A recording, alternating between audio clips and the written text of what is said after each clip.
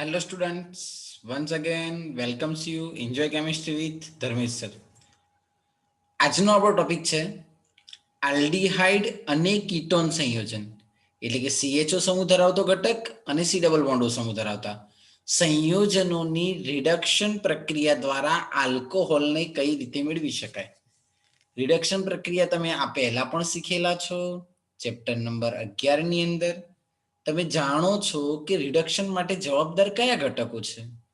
તો એક ઘટક આવે NaBH4, જેને આપણે કહીએ છીએ સોડિયમ બોરોહાઇડ્રેટ, અથવા બીજો ઘટક લેવામાં આવે છે LiAlH4, લિથિયમ એલ્યુમિનિયમ હાઇડ્રેટ.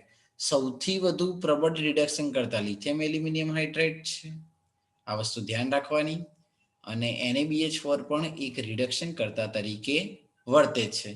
હવે ઉદ્દીપકીય હાઇડ્રોજનેશન કરવા માટે એના સિવાય તમે પેલેડિયમ લઈ શકો છો, પ્લેટિનિયમ લઈ શકો છો, નિકલ લઈ શકો છો, વગેરે જેવા ઘટકોની હાજરીમાં H2 સાથે પ્રક્રિયા કરતા તમને આલ્કોહોલ કે કીટોનની રિડક્શન પ્રક્રિયા સમજાવી શકો છો. તો સૌ પ્રથમ આપણે ઘટક લઈ લઈએ છીએ R, C double bond O અને H, જેને કહેવાય છે આલ્ડીહાઇડ. આ આલ્ડીહાઇડની પ્રક્રિયા રિડક્શન પ્રક્રિયા કરાવડાવવાની છે. કોની હાજરીમાં? તો પેલેડિયમ. કોની જોડે રિએક્શન કરાવડાવીશું? તો H2 સાથે. જ્યારે તમે H2 સાથે રિડક્શન પ્રક્રિયા કરાવડાવો છો ત્યારે તેના H ઘટક એક કાર્બન સાથે જોડાશે, બીજો ઓક્સિજન સાથે જોડાશે. પણ ટોટલ નંબર ઓફ જો અહીંયા બે લઈ લીધા હોય તો બે કાર્બન સાથે અને એક ઓક્સિજન સાથે. તો ટોટલ નંબર ઓફ ઘટક સાથે પ્રક્રિયા થઈને શું મળશે તમને? તો અહીંયા ઘટક મળશે, અથવા H2 જ જોડો, ખાલી માત્ર શું જોડવાનું છે? H2. તો H2 જોડવામાં આવે ને બંને H2 કોની જોડે જોડવાના છે? તો એક ઓક્સિજન જોડે અને એક કાર્બન સાથે. રિએક્શન થઈને શું બનાવશે? તો રિએક્શન થઈ અને તમને નીપજ મળે છે R, CH માં એક H હતો અને બીજો H ઉમેરાય એટલે શું થઈ જાય? તો CH2. પછી શું આવશે? OH. તો તમે એવું કહી શકો છો કે આલ્ડીહાઇડની પેલેડિયમ ઉદ્દીપક સાથે રિડક્શન પ્રક્રિયા થઈ H2 જોડાય છે અને પ્રાથમિક આલ્કોહોલ બનાવે છે. રિડક્શન દ્વારા શું બનાવે છે? પ્રાથમિક આલ્કોહોલ. હવે અન્ય કે કોઈ બીજું ઉદાહરણ આપીને સમજાવો. આપણે આવું નોર્મલ ઉદાહરણ શીખ્યા. તો હંમેશા યાદ રાખવાનું, આલ્ડીહાઇડનું ઉદાહરણ આપવાનું હોય ત્યારે પહેલું જ ઉદાહરણ આવે CH3CHO, જેને કહેવાશે ઇથેનોલ. ઇથેનોલનું સામાન્ય નામ થાય એસિટાલ્ડીહાઇડ. આ એસિટાલ્ડીહાઇડની પ્રક્રિયા પેલેડિયમ ઉદ્દીપક સાથે H2 જોડે કરાવવામાં આવે તો પ્રક્રિયા થઈને બનાવે CH3CH2OH, જેને આપણે ઇથેનોલ કહીએ છીએ, જેનું બીજું નામ ઇથાઇલ આલ્કોહોલ પણ થાય છે. તો ઇથેનોલમાંથી ઇથેનોલ મેળવી શકાય છે. કઈ પ્રક્રિયા દ્વારા? તો રિડક્શન પ્રક્રિયા દ્વારા. હવે વાત કરીએ કીટોનની. કીટોનની અંદર વિચારીએ તો ઉદાહરણ તરીકે લઈ લઈએ R-CO, અહીંયા પણ લઈ લઈએ R ની પ્રક્રિયા કરાવડાવો. ચલો કોની જોડે કરાવડાવવાની છે? તો આ રિએક્શન પણ H2 જોડે જ થશે. કોની હાજરીમાં થશે? તો સોડિયમ બોરોહાઇડ્રેટ. ચલો એક હાઇડ્રોજન કાર્બન સાથે, એક હાઇડ્રોજન ઓક્સિજન સાથે બનાવશે R-CH. નીચે બીજો ઘટક જોડી જાય તો OH અને અહીંયા થઈ જશે R. તો તમે એવું કહી શકો છો કે પ્રક્રિયાથી કોની પ્રક્રિયા કરાવડાવવાની છે? તો કીટોનની. ચલો કીટોનની પ્રક્રિયા કરીને કયો આલ્કોહોલ મળે છે?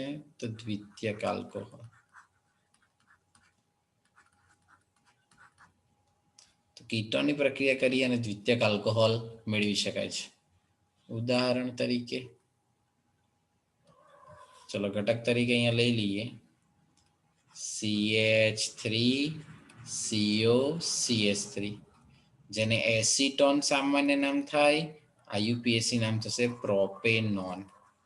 પ્રોપેનોનની પ્રક્રિયા કરાવડાવી દો. કોની હાજરીમાં કરાવડાવવાની? તો સોડિયમ બોરો હાઇડ્રાઇડ. કોની જોડે કરાવડાવવાની? H2 સાથે. શું બનાવશે? તો CH3CHOH CH3. It's called propane two ol. સામાન્ય નામ લખવું હોય તેને લખી શકાય આઇસોપ્રોપાઇલ આલ્કોહોલ.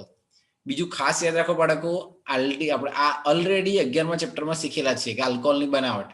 તો આલ્ડીહાઇડનું રિડક્શન કરાવડાવો તો પ્રાથમિક આલ્કોહોલ મળે, અને કીટોનનું રિડક્શન કરાવડાવો તો દ્વિતીયક આલ્કોહોલ મળે. અને ઉદાહરણ સાથે યાદ રાખવાનું છે, પરીક્ષામાં MCQ તરીકે અથવા પરિવર્તનની અંદર પણ પૂછાઈ શકે છે. તો આ રીતે તમે આલ્ડીહાઇડ અને કીટોનમાંથી આલ્કોહોલની બનાવટ સમજાવી શકો છો. હવે પછીનો આપણો પ્રશ્ન છે જે મોસ્ટ ટાઈમ પી ટીક કરવું કોમ્પિટિટિવ એક્ઝામ માટે અને ઓલ્સો ફોર બોર્ડ. આ રિએક્શન એવી છે કે જેમાં આલ્ડીહાઇડ અને કીટોનમાંથી તમે આલ્કેન મેળવી શકો છો. પણ નેમિંગ રિએક્શન છે ને, યાદ રાખજો ઓર્ગેનિકનો રૂલ્સ છે, naming reaction is always most time P reaction. નામ એવું છે ક્લેમેન્સન રિડક્શન. ક્લેમેન્સન રિડક્શન પ્રક્રિયા. ક્લેમેન્સન રિડક્શન પ્રક્રિયા. બીજી આવશે વુલ્ફ-કિસ્ટનર રિડક્શન પ્રક્રિયા. પણ પહેલા આપણે ક્લેમેન્સન રિડક્શન પ્રક્રિયા વિશે ડિટેલમાં ચર્ચા કરી લઈએ. તો બાળકો, આલ્ડીહાઇડ અને કીટોનની ઝિંક સંરસ અને સાંદ્ર હાઇડ્રોક્લોરિક એસિડની હાજરીમાં પ્રક્રિયા કરાવડાવવામાં આવે તો આલ્ડીહાઇડમાંથી તમે આલ્કેન મેળવી શકો છો. આલ્ડીહાઇડમાંથી શું મેળવી શકો છો? તો આલ્કેન મેળવી શકો છો, અને જેને ક્લેમેન્સન રિડક્શન તરીકે ઓળખવામાં આવે છે. ઉદાહરણ તરીકે C∪O અને C. આપણે આને કહી શકીએ કે શાના તરીકે દર્શાવાય? તો આલ્ડીહાઇડ.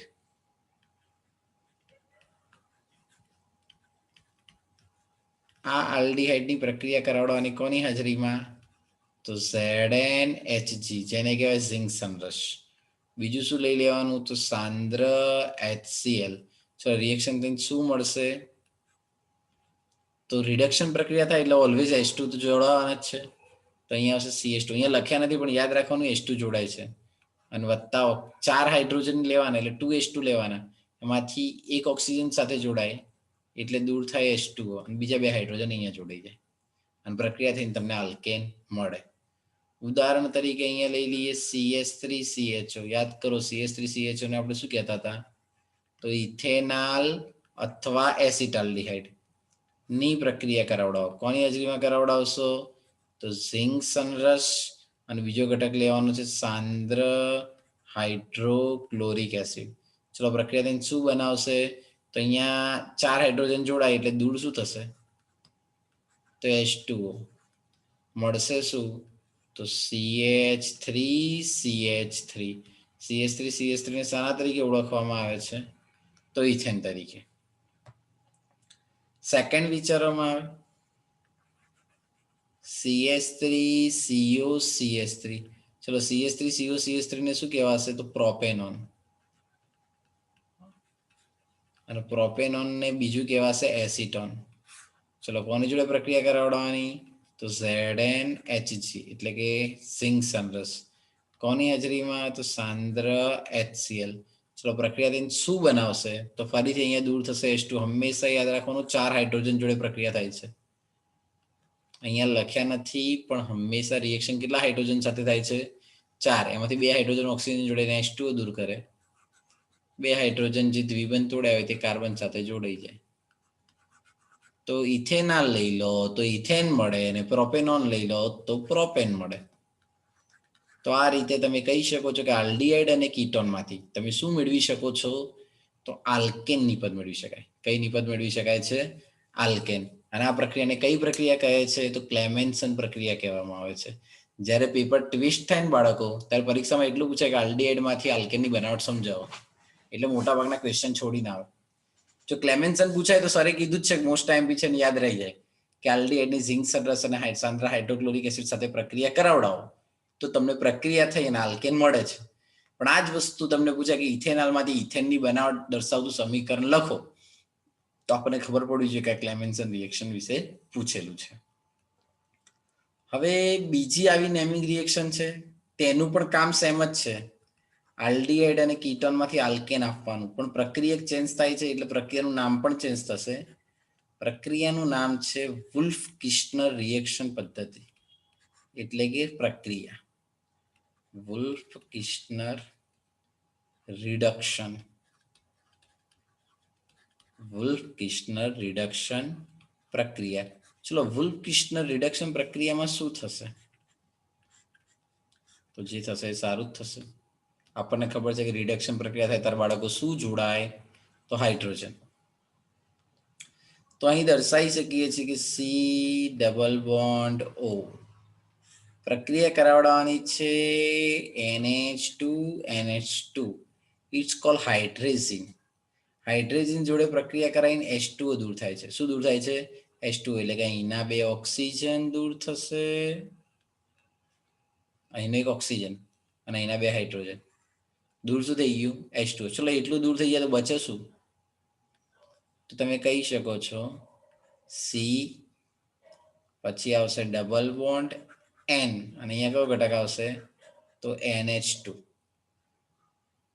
આને કહેવાશે હાઇડ્રેઝોન નીપજ અને એની પ્રક્રિયા કરાવડાવી દેવાની ઇથિલિન ગ્લાયકોલની હાજરીમાં. યાદ કરો, ઇથિલિન ગ્લાયકોલને ઇથેન 1,2 ડાયોલ પણ કહેતા હતા. તો ઇથિલિન ગ્લાયકોલની હાજરીમાં રિએક્શન પ્રક્રિયા કરાવડાવો. કયો ઘટક લઈ લેવાનો? તો KOH.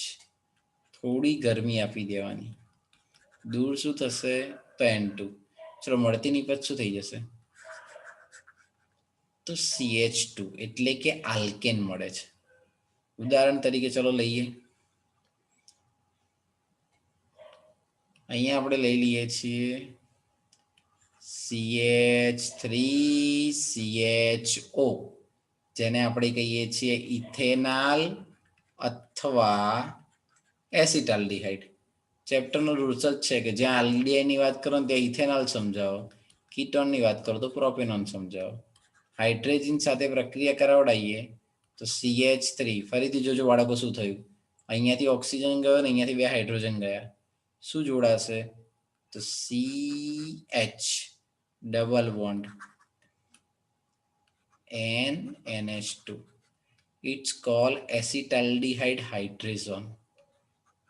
2 કાર્બન છે એટલે એને કહેવાય એસિટાલ્ડીહાઇડ અને NH2 ને કહેવાશે હાઇડ્રેઝોન.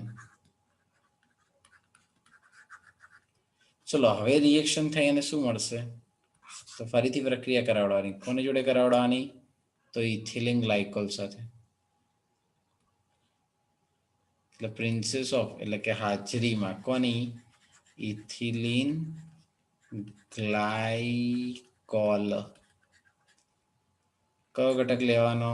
KOH. ચલો, ગરમી આપી અને દૂર શું થશે? N2. ચલો, મળશે શું? CH3CH3, એટલે કે ઇથેન. અહીંયાથી દૂર થાય N અને N અને H2 શું થઈ જાય? જોડાઈ જાય. ચલો, હવે આપણે ઉદાહરણ તરીકે લઈ લઈએ કીટોન. તો ઇથેનોલ લેવાથી જો તમને નીપજ મળતી હોય ઇથેન, તો પ્રોપેનોન લઈ લો તો નીપજ મળે પ્રોપેન. પ્રોપેનોનને આપણે બીજું શું કહીએ છીએ? તો એસિટોન. એક જ સ્ટેપમાં રિએક્શન આપ્યું છે. NH2NH2 એટલે હાઇડ્રોજન લઈ લીધા. KOH એટલે પોટેશિયમ હાઇડ્રોક્સાઇડ લઈ લીધા. ઇથિલિન ગ્લાયકોલની હાજરીમાં 4 હાઇડ્રોજન સાથે પ્રક્રિયા કરાવડાવવાની.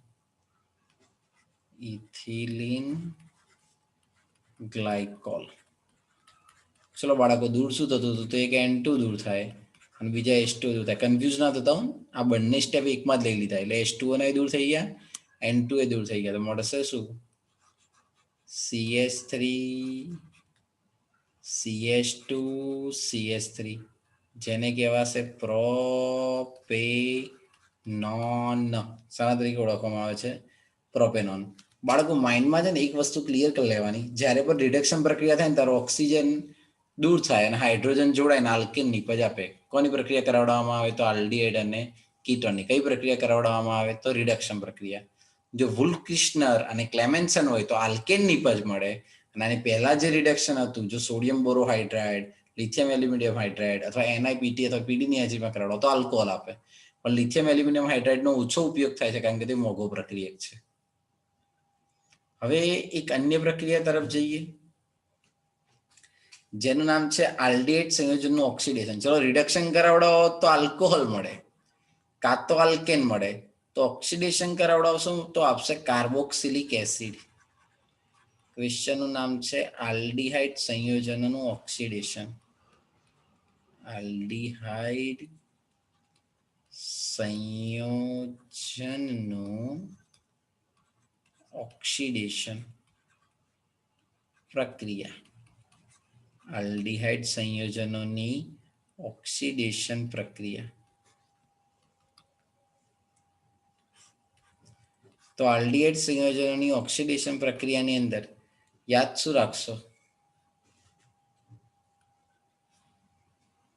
તો આલ્ડીહાઇડ સંયોજનોની ઓક્સિડેશન પ્રક્રિયામાં યાદ રાખવાનું કે પ્રબળ ઓક્સિડેશન કરતા કયા કયા ઘટક લેવામાં આવે? તો HNO3 જેને કહેવાય નાઇટ્રિક એસિડ, KMNO4 જેને કહેવાય પોટેશિયમ પરમેંગેનેટ, K2Cr2O7 જેને કહેવાય પોટેશિયમ ડાયક્રોમેટ વગેરે દ્વારા પ્રક્રિયા કરાવવામાં આવે તો નિપજમાં આપે છે કાર્બોક્સિલિક એસિડ.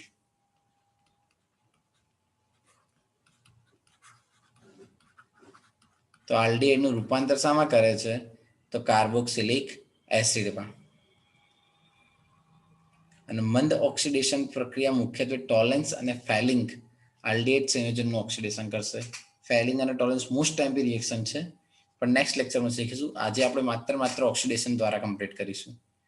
તો રિએક્શન આવશે RCHO. કઈ પ્રક્રિયા કરાવડાવવાની છે? ઓક્સિડેશન. તો ચલો ઓક્સિડેશન પ્રક્રિયા કરાવો તો શું બનાવશે? તો RCOOH જેને કહેવાય કાર્બોક્સિલિક એસિડ. આલ્ડીહાઇડમાંથી પ્રક્રિયા કરીને શું મેળવાશે? તો કાર્બોક્સિલિક એસિડ. કોની પ્રક્રિયા કરાવવાની છે? આલ્ડીહાઇડની. શું મળશે? તો કાર્બોક્સિલિક એસિડ. આલ્ડીહાઇડની પ્રક્રિયાથી શું મળશે? તો કાર્બોક્સિલિક એસિડ. ઉદાહરણ તરીકે CH3CHO શું કહેવાશે એને? તો ઇથેનાલ. આ ઇથેનોલની કઈ પ્રક્રિયા કરાવવાની? ઓક્સિડેશન.